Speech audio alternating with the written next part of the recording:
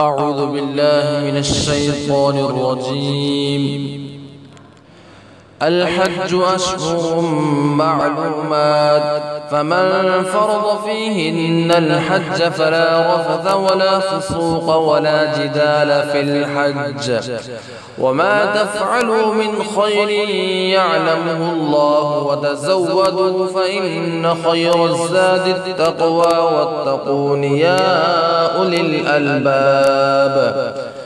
ليس عليكم جناح أن تبتغوا فضلا من ربكم، فإذا أفضتم من عرفات فاذكروا الله عند المشعر الحرام، واذكروه كما هداكم وإن كنتم من قبله لمن الضالين.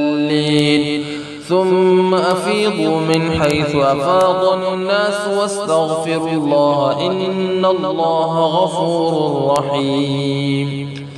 فإذا قضيتم مناسككم فاذكروا الله كذكركم آباءكم أو أشد ذكرا.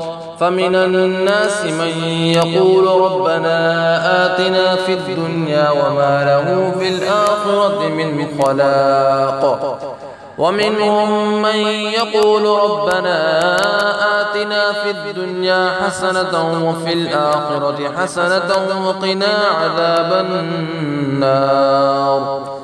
أولئك لهم نصيب مما كسبوا والله سريع الحساب. واذكروا الله في أيام معدودات، فمن تعجل في يومين فلا إثم عليه، ومن تأخر فلا إثم عليه لمن اتقى. واتقوا الله واعلموا أنكم إليه تحشرون. ومن الناس من يعجبك قوله في الحياة الدنيا ويشهد الله على ما في قلبه وهو ألد الخصام، وإذا تولى سعى في الأرض ليفسد فيها ويهلك الحرث والنسل، والله لا يحب الفساد. وإذا قيل له اتق الله أخذته العزة بالإثم فحسبه جهنم ولبئس المهاد. ومن الناس من يشري نفسه ابتغاء مرضات الله والله رؤوف بالعباد.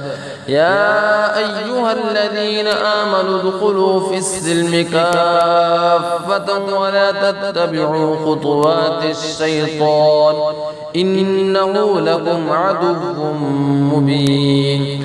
فإن زللتم من بعد ما جاءتكم البينات فاعلموا أن الله عزيز حكيم.